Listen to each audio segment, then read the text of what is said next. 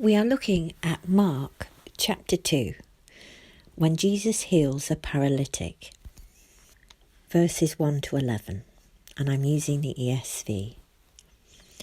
And when he returned to Capernaum after some days, it was reported that he was at home, and many were gathered together, so that there was no more room, not even at the door, and he was preaching the word to them.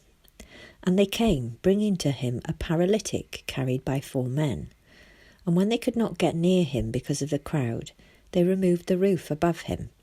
And when they had made an opening, they let down the bed on which the paralytic lay. And when Jesus saw their faith, he said to the paralytic, "Son, your sins are forgiven." Now some of the scribes were sitting there, questioning in their hearts, "Why does this man speak like that? He is blaspheming. Who can forgive sins but God alone?" And immediately Jesus, perceiving in his spirit that they thus questioned within themselves, said to them, "Why do you question these things in your heart?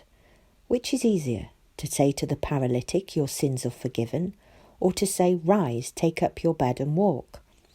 But that you may know that the Son of Man has authority on earth to forgive sins," he said to the paralytic, "I say to you, rise, pick up your bed and go home."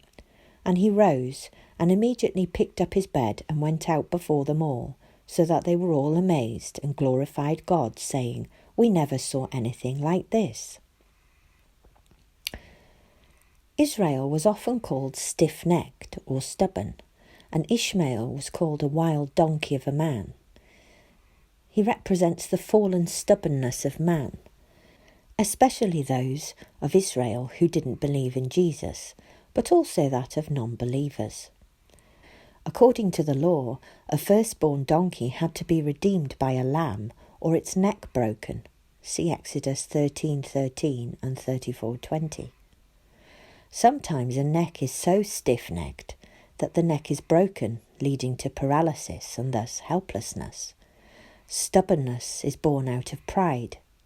Here, the paralysed man must be lowered on his sick bed from the heights of pride to the floor below at Christ's feet, a picture of humility, just as Paul fell to the ground before Christ in Acts 9:4. Then Christ is able to forgive him and heal him. Paralysis suggests outside agency is necessary to bring him to Christ. Just as with Paul, Paul was not seeking Christ's truth, so Christ came to him.